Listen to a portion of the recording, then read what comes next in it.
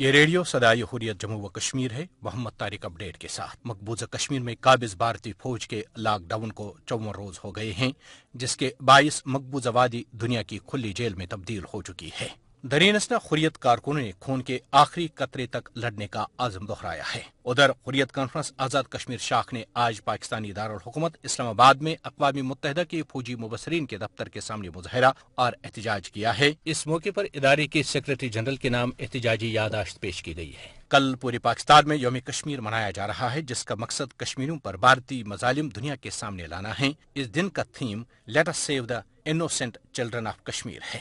مظلوم کشمیریوں پر بھارتی مظالم سے آگاہ کرنے کا مشن۔ جناب عمران خان کل اقوام متحدہ کی جنرل اسمبلی سے خطاب کر رہے ہیں۔ عمران خان نے نیو یارک میں معروف اخبار وال اسٹریٹ جرنل اور نیو یارک ٹائمز کے ایڈیٹوریل بورڈ سے ملاقات میں انہیں بھارت کے غیر قانونی اور یک طرفہ جموں و کشمیر پر تسلط اور انسانی حقوق کی خلاف ورزیوں کے بارے میں آگاہ کیا۔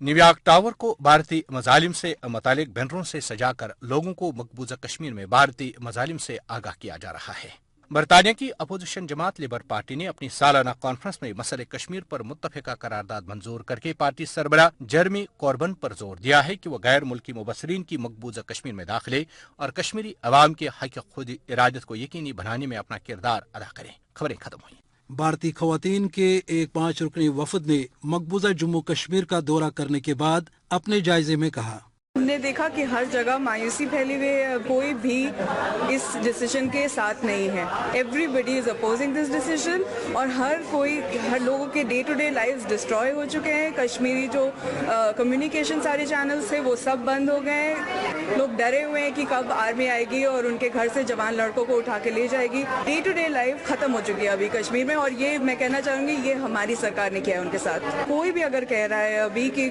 سچویشن نارمل ہے یا یہ بھی کہہ رہا ہے کہ نارملسی کی طرف بڑھ رہی ہے، تو یہ بھی جھوٹ ہے۔ نہ اسپتال ٹھیک سے کام کر پا رہے ہیں، اسکول اور کالجز بند ہیں، پولیس کے پاس ان کی گنز لے لی گئی ہیں، آرمی پولیس کا کام کر رہی ہے، ٹارچر ہو رہا ہے، پروٹیسٹ الاؤ نہیں ہو رہے۔ جتنی کشمیری عورتوں سے ہماری بات ہوئی انہوں نے یہ کہا کہ کشمیر میں کو آرمی سے خوف ہے، ابھی وہ گھر سے باہر نہیں نکل رہی ہیں۔ اور یہ آپ ایک ماں کے بارے میں سوچیے جس کے لڑکے کو اٹھا لیا جاتا ہے۔ ہم ایسے کتنی ماں سے ملے جن کے لڑکے کو اٹھا لیا جاتا ہے، ان کو پتہ بھی نہیں چلتا کہ وہ ہیں کہاں۔ ایسی بہنوں کے بارے میں سوچیے۔